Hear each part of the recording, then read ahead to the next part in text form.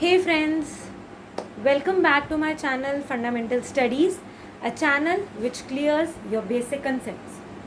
I hope that you all are doing really well and enjoying studying with Fundamental Studies. So friends, today I'll be discussing with you all one of the topics of the head and neck, and that's being the scalp. But before starting up with the topic proper, I would like to give you some overview, or you can say some of the general features. You can see on the board that on one side of the board you can see 5 layers written, and on the other side you can see the 5 layers written.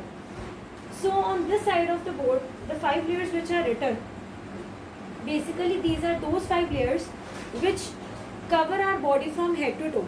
Like I mean, from head to toe, the entire human body is covered by 5 layers, namely the skin, superficial fascia, deep fascia, muscle and the bone, and the order being from outside to inside, like from outermost to the innermost. It goes like this. Outermost is the skin, beneath skin superficial fascia, beneath it deep fascia, beneath deep fascia you have the muscle, and beneath the muscle you have the bone. When on the other side you can see 5 layers, and these 5 layers correspond to that of scalp. You see, the scalp, first of all, let's just understand the meaning of scalp. Scalp is nothing but scalp are the soft tissues or the layers which cover the cranial vault. Remember, while studying the norma verticalis, I told you that norma verticalis is also called as the cranial vault. So, the soft tissues which cover the cranial vault of the human skull make up the scalp. Okay. Now you see, the word scalp has 5 letters, and each of these letters correspond to the layer of the to the layers of the scalp. Like you have S. So S corresponds to the first layer of the scalp, that is the skin. Second letter is C, and C corresponds to the second layer of your scalp, connective tissue. Basically it is the superficial fascia only which makes up the second layer of the scalp, but it has been termed as the connective tissue. Thirdly, rather than deep fascia, you have aponeurosis in the scalp. Like in except in elsewhere in the body, rather than aponeurosis you have this deep fascia. Okay, but when it comes to the scalp, rather than deep fascia you have aponeurosis or the galea aponeurotica. Fourth layer is the loose areolar tissue. Okay, rather than muscle you have loose areolar tissue as the fourth layer in your scalp. And lastly you have pericranium. Okay, rather than bone you have pericranium as your fifth layer in the scalp. Now you have the cranial vault. Okay, so I just told you that these 5 layers cover your cranial vault. Okay, so the layer which would be most closely opposed or most closest to your cranial vault would be your pericranium. Above pericranium, loose areolar tissue is present. Above loose areolar tissue you have aponeurosis or the galea aponeurotica. Above aponeurosis we have connective tissue as the layer of the scalp, and above connective tissue you have the skin. Now before starting up with the topic proper, first of all I would like to uh, give you description about all these 5 layers of the human body. So let's begin with studying one by one about these layers. Okay friends, so now we are going to discuss the first layer of the human body. Like just few seconds before I told you that the entire human body from head to toe is covered by 5 layers, right? Skin, superficial fascia, deep fascia, muscle and the bone. So now we'll be discussing the first layer, that is the skin. In this video, the histology part of the skin would also be covered. So refer to this video whenever you have any doubts regarding histology of the skin. Okay, so skin. Now skin is made up of two layers, epidermis and dermis. Now one very small mistake that every student makes is that whenever they are asked name the layers of the skin, so everybody starts speaking of these 5 layers. Okay, in fact the basic concept is that skin is made up of two layers, epidermis and dermis, and it is the epidermis layer of the skin which is made up of these 5 layers: basal, spinosum, granulosum, lucidum and corneum. It is not the skin which is made up, rather the skin has two layers, epidermis and dermis, and it is the epidermis layer of the skin which is further made up of these 5 layers. So this is a very small thing which you should keep in your mind, that whenever the teacher or the examiner asks you the layers of the skin, so you should say epidermis and dermis, and when he asks you about the layers of epidermis, then you should go on enumerating these 5 layers of the epidermis. Okay, so as I told you that skin is made up of two layers, epidermis and the dermis. First of all, let's talk about epidermis. Now epidermis, as you can very clearly see from the diagram, is made up of 5 layers. Okay, so with this you can make out that it is made up of a stratified epithelium. Stratified epithelium, because why stratified? Stratified means present in layers. So you can see that epidermis consists of 5 layers. Okay, so thus epidermis is made up of stratified epithelium. Okay, second, you know that corneum is the layer. I would be telling you that corneum is the layer which is completely keratinized. It is made up of a protein called as keratin. Okay, so one more feature adds up to the definition of the epidermis, that it is keratinized. Just now I told you that one to it is stratified, right? And other I told you that it is keratinized. Okay, and lastly one more, that it is a squamous type of epithelium, like it is made up of flattened cells. Okay, I'll tell you how when I'll go on enumerating you about all these 5 layers. Okay, so one more feature adds up to your definition of epidermis, and that is squamous. Jotting all these 3 words, we come to the definition of epidermis, that epidermis is squamous, stratified, keratinized epithelium. Okay, so epidermis is that layer of the skin which is made up of squamous stratified keratinized epithelium. Okay, now talking about its nourishment. So epidermis receives its nourishment from the capillaries of the dermis. Now dermis is further made up of 2 layers, papillary and reticular layer, and in both these layers you have capillaries. Okay, and those capillaries will provide nourishment to the epidermis. Okay, now let's study one by one all the layers. Okay, now these 5 layers, like this part, this would make up your epidermis. Okay, and the bottom 2 layers with brown and purple, that make up your dermis. Okay, let's just leave this dermis part for a while and let's just focus on epidermis, understanding all the 5 layers of the epidermis and histology of the epidermis.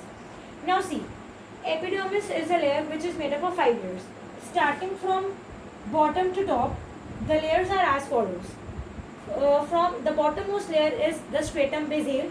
Like see, basal, from the name only basal. Basal means completely on the ground, okay, or the bottommost layer. So the bottommost layer is your stratum basal. Above the stratum basal you have stratum spinosum. Above stratum spinosum you have stratum granulosum. Granulosum, why? Because it is made up of granules. Which granules? Keratohyalin granules. Okay. Above stratum granulosum you have the stratum lucidum, and above stratum lucidum the topmost layer is the stratum corneum. Okay. So now let's go on discussing about each of these layers one by one.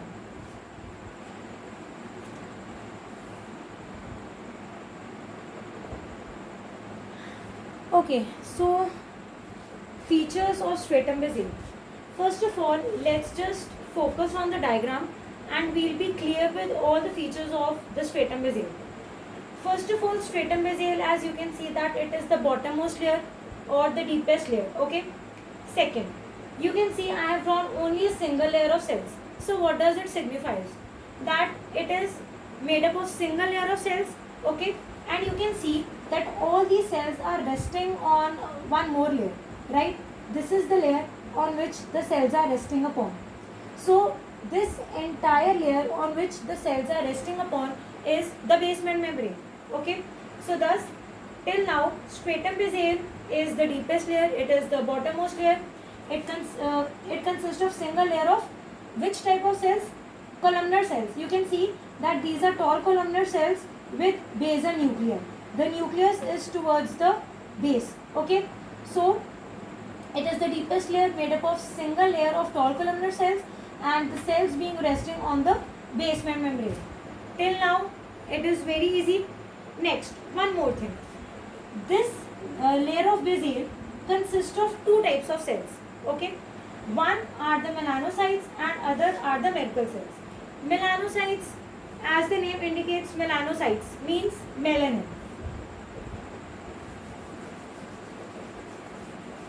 So melanocytes are the cells which are responsible for producing the melanin pigment. Okay. Now melanin pigment is the pigment which is responsible for a slightly brown or dark brown pigmentation of the human body. Okay. So the function of this pigment is that it would prevent the skin against the harmful UV radiations. Okay. Secondly, there is a disorder, you term it as albinism.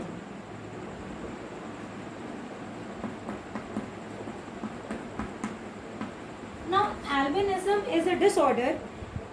In fact, it is a genetic disorder. Okay, it is not acquired, it is genetic disorder in which the melanocyte cells which are responsible for the melanin production, they are absent. Okay, so albinism is a genetic disorder in which you do not have melanocytes, so thus there is no pigment production in that individual. Okay, next I told you that it consists of two types of cells. One were the melanocytes. Now other type of cells which you have in the stratum basale are your Merkel cells.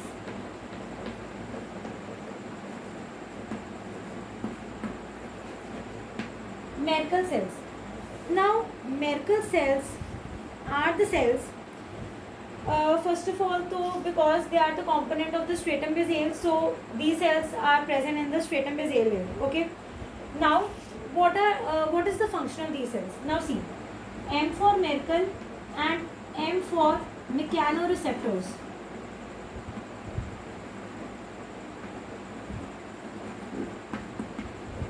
Okay, M for Merkel and M for mechanoreceptors. So you need not to mug it up. What the Merkel cells play the role in the stratum basale. So Merkel cells are nothing but simply they are the mechanoreceptors. Okay, so these all were the features of the stratum basale. One more thing, one very interesting feature of the stratum basale is that it is a region of cell division. Like rapid mitotic activity occurs in this layer. Okay. Now moving on to the next layer, and that is the stratum spinosum, the one which is drawn with blue color. Now this entire layer of blue cells is the stratum spinosum. So let's see the features of the stratum spinosum. Okay. So first of all, although over here I have just drawn a few cells or a single layer, but rather actually the stratum spinosum is a layer which is made up of stratum spinosum is a 3 to 7. It is 3 to 7 layer. Okay, like it consists of 3 to 7 layer of the cells, and like I told you that stratum basale consists of tall columnar cells. Okay, but spinosum will consist of polygonal cells. So stratum spinosum consists of 3 to 7 layers of polygonal cells. Now you see that it is termed as spinosum, like you also call it as the spiny layer or the prickly cell layer. Now the reason is that here these polygonal cells are joined to each other by unstable desmosomes. Okay, like they are connected to each other by desmosomes, but the problem is this, that these desmosomes are quite unstable. Okay, so due to the presence of this unstable desmosomes, this layer appears as prickly or spiny. So thus it has been termed as the spiny layer or spinosum. Why spinosum? Because you can see that this polygonal cells are attached to each other by desmosomes, but the desmosomes are unstable.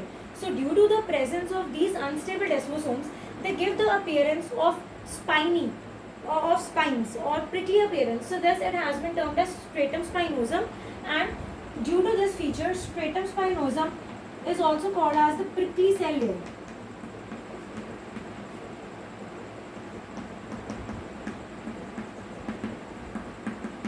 Okay, it is also termed as prickly cell layer, right?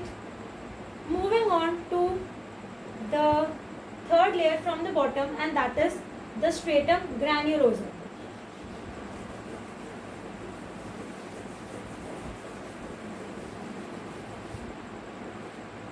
Okay, now you can see very well that I have drawn almost two layers, like one this layer of cells and another this layer and half of this layer, right?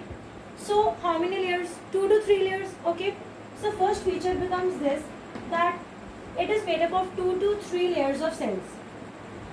Now which type of cells? You can see that roughly they are diamond shaped, because you see you have diamond is like this. Okay, and you can see that these cells are somewhat in the shape of diamond. Okay, so the first feature becomes that it is made up of 2 to 3 layers of which type of cells? Diamond shaped cells. We are over with this. Now you see that in the name of the layer itself you have granulosum. Granulosum. So while hearing of this term, you would think of granules, right? And you can also see that in the diagram, in the cells I have drawn these white color granules. Okay, so stratum granulosum is a layer which consists of granules. Which type of granules? These are basically the keratohyalin granules. Okay, these are the keratohyalin granules. Okay, and these granules are the ones which stain deeply with basic dyes. Okay, so this can become one of your MCQs questions, that the staining of the keratohyalin granules is done by which dye? Is it acidic dye or is it basic dye? So your answer will be that basic dye. Keratohyalin granules stain deeply with the basic dye. Okay, so this sums up your third layer from the bottom, that is the stratum granulosum. Talking about mucidum.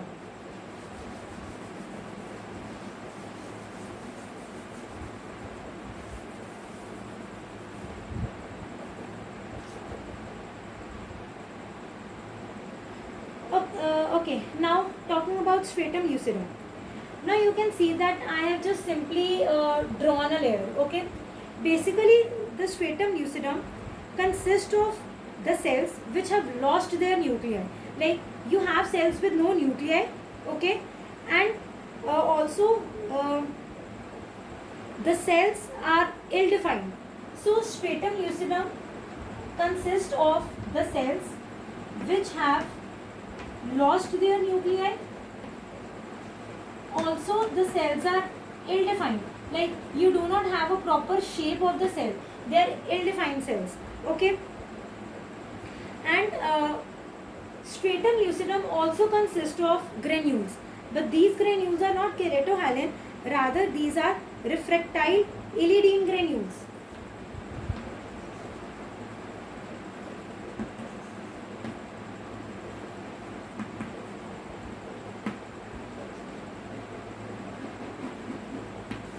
Stratum lucidum is a layer which consists of the cells without any nuclei or lost nuclei, plus the cells are ill defined. In addition to these two features of the cells, you find some of the granules in the stratum lucidum, and these granules are termed as refractile iridian granules. Now, one very important thing which you should know is that lucidum and granulosum, these two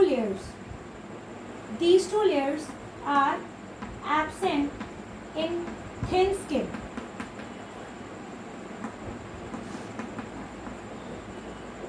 On my upcoming videos, I would discuss with you all about the thin skin and thick skin. For the time being, you just remember that out of these 5 layers of epidermis, the 2 layers, granulosum and lucidum layers, are completely absent in thin skin. So thus in thin skin, you do not have lucidum and granulosum, you have only 3 layers, basal, spinosum and corneum. But in the thick skin, you will have all the 5 layers. So these 5 layers which we are studying are basically that of a thick skin. And thick skin is the one which is present on your palms and sole. Okay? And except for the region of palms and sole, elsewhere in the body, you have the thin skin, which does not consist of the lucidum and granulosum. It is only made up of 3 layers, basal, spinosum and the corneum. Okay? Now finally, talking about the stratum corneum, which is the topmost layer.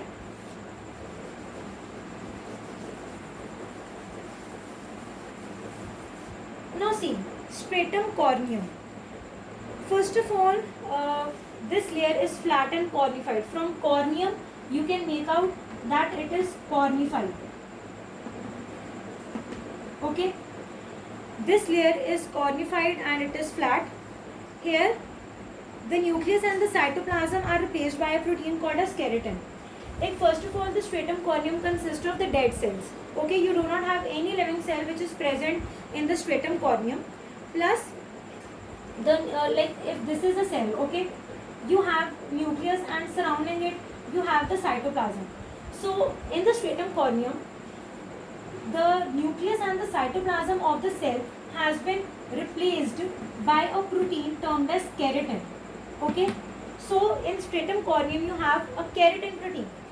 In granulosum and lucidum you had granules. In granulosum there were keratohyalin granules which stained deeply with the basic dye. On the other hand, in lucidum you had the refractile iridian granules. In corneum you have a protein, keratin protein.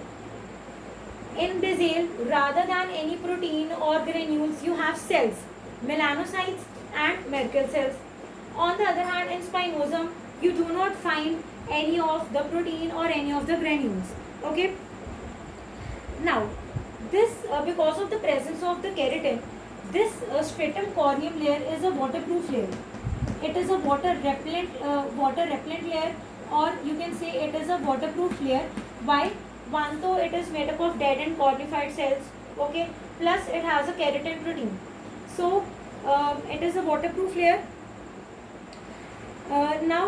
Next one important feature to be noted is that the most superficial cells of this layer, like if you observe this layer, okay, so the cells which are present in this layer, like it is the most superficial layer, or you can say the topmost layer of the stratum corneum. Okay, in that layer the cells are constantly shedding off, or they are constantly being desquamated, right? Okay, so one more feature about the stratum corneum is that this layer, stratum corneum, is thickest in the palm and sole. Okay, if anybody asks you that maximum thickness of the stratum corneum is present in which region of our body, so your answer should be in palm and the sole. Okay, so these 5 layers sums up your epidermis, which is one of the layer of the skin. Now we'll head our discussion forward to the other layer of the skin, and that is the epidermis, that is the dermis. So now I would want you to focus your attention on the bottom 2 layers of the diagram, which correspond to the dermis.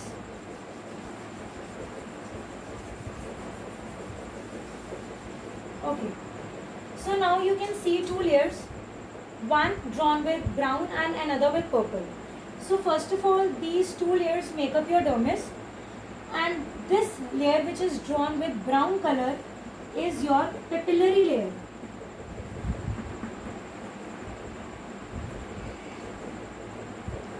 Right, and the one drawn with purple is your reticular layer. And these two layers make up your dermis of the skin. Now see, first of all, one feature becomes very clear from the diagram, that dermis lies below epidermis, which is very clear from the diagram. Now you can see the dermis is made up of two layers, papillary and reticular layer. But now from the diagram only you can appreciate that which layer lies inside and which is outside. You can very clearly see that reticular layer is the one which is present inside and papillary layer is the one which is present outside. So dermis is made up of two layers, papillary and reticular, reticular being the innermost and papillary being the outermost. Okay. Now since papillary layer is the outermost layer, so papillary layer is that layer of the dermis which is in contact with the epidermis, because these 5 layers were that of epidermis and this is the stratum basale. So obviously the layer of the dermis which is in contact with the dermis is this papillary layer, because it is in contact with the stratum basale layer of the epidermis. Okay. Now you can see I have drawn some of the structures within this layer. Okay. So let's we need not to mug up or cram the contents which are present in the papillary layer. We just need to observe the diagram very carefully and we would be clear with the contents which are present in the papillary layer. Okay. So first of all you can see that I have drawn some of the fibers in it, right? See, I have drawn some of the fibers. So these fibers are basically your collagen and elastin fibers.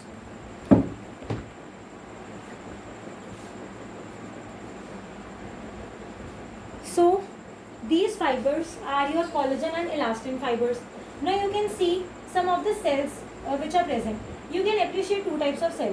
One is this and another is this. Now these are lymphocytes. Okay, you know that we have two types of lymphocytes, small and large lymphocytes. The small lymphocytes have a size similar to that of RBCs, while the large lymphocytes have a size roughly 10 to 14 micrometers. Okay, so these are the lymphocytes and these are plasma cells. Now how you differentiate plasma cells? Plasma cells have one characteristic feature, and that is that they have a cartwheel shaped nucleus.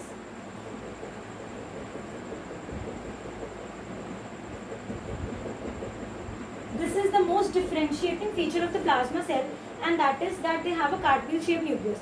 So you can see one, though you have fibers which are collagen and elastic fibers. Then you have two types of cells, lymphocytes and plasma cells. Okay. Now we are left with one more component, these. What are these? These are nothing but simply your capillaries. So papillary layer is richly supplied with capillaries. Okay. So these were your contents of the papillary layer. Moving on to your reticular layer. Now reticular layer, first of all, the most important feature of the reticular layer is that it is made up of dense irregular connective tissue. You can see I have drawn again fibers over here. So these correspond to these tell the feature of reticular layer, that it is made up of dense irregular connective tissue. Okay. Next you can see again two types of cells. One cluster of cells you can see over here and another of here. So these are the fat cells. Now how you come to know fat cells under microscope? You see under the microscope, because we use H&E stain. H&E stain is hematoxylin and eosin stain. So under the microscope, since first of all these stains do not stain your fat cells. For staining fat we have other types of stain. You call it them special stains, and these are oil red O, oil red and Sudan black B.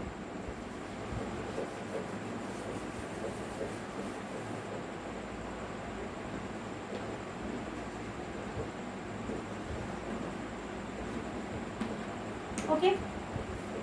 Normally in routinely we do H&E staining of the tissues in order to observe them under the microscope. Okay, so when we do the H&E stain of a tissue of liver, which is in fact fatty liver, so what you will see is that you have cells in this way and they are present in clusters.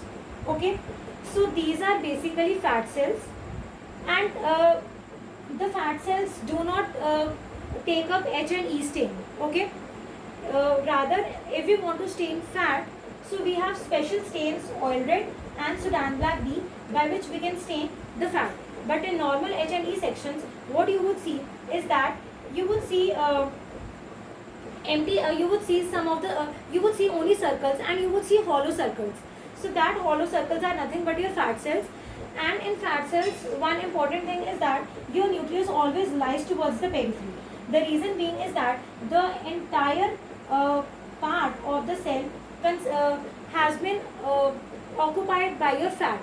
So this fat will push your nucleus towards the periphery, and thus your nucleus always lies towards the periphery in case of fat cells. Okay, so these both are fat cells. Then again you have lymphocytes, and lastly you have capillaries over here also. So this makes up your reticular layer. Okay, and now we are done with the first layer, that is the skin. Moving on to the next layers. Okay, so now we are over with the skin. Talking about superficial fascia. Now first of all, you see that whenever you touch your skin, so it is very loose, it is not rigid. So superficial fascia is that layer which provides looseness to your skin. Okay, and superficial fascia consists of three contents or components. First is the loose areolar tissue, second is the fat, and third is cutaneous artery, vein, nerve and lymphatics. Okay, this was all about superficial fascia. Talking about deep fascia. Okay, D for deep, D for deep, and D for dense collagen fibers. So deep fascia is that layer which is made up of a compact layer or a compact bundle of dense collagen fibers.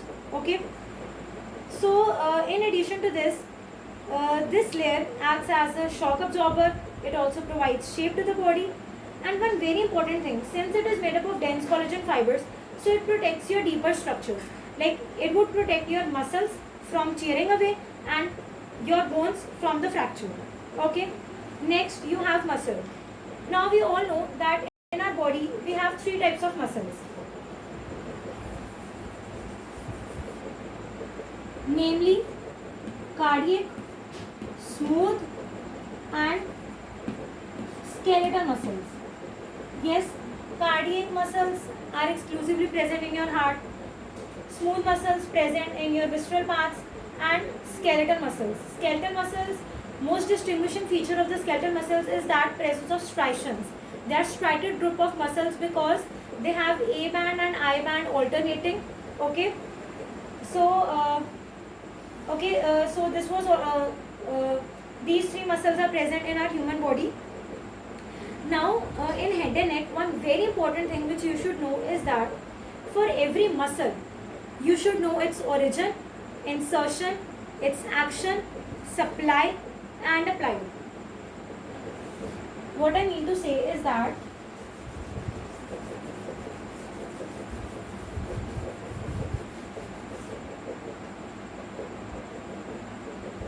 in head and neck, for every muscle, like I am telling you the way in which you should study muscles.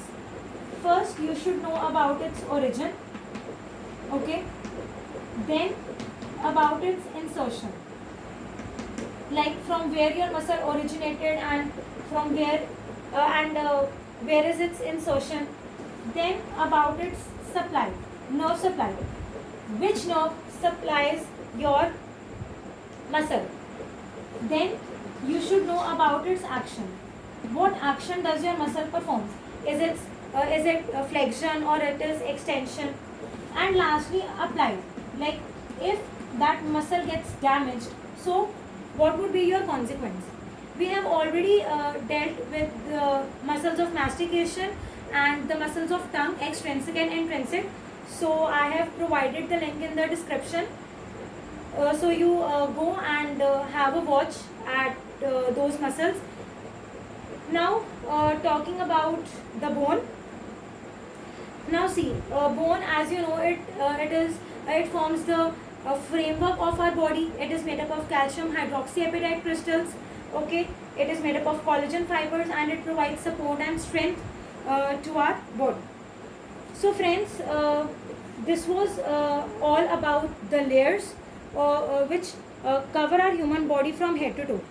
Now in the next video, we'll start up with our proper topic, scalp, in which I would explain you all the layers of the scalp, plus we would also discuss its supply, like its arterial supply, venous drainage, lymphatic supply and sensory supply.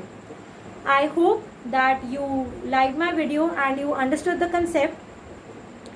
If yes, so please do like and share video as much as you can. And also if you have not subscribed to my channel till yet, so do subscribe to my channel as well. And most importantly, do not forget to press on the bell icon so that you do not miss on to the latest updates and notifications of my channel. Thank you.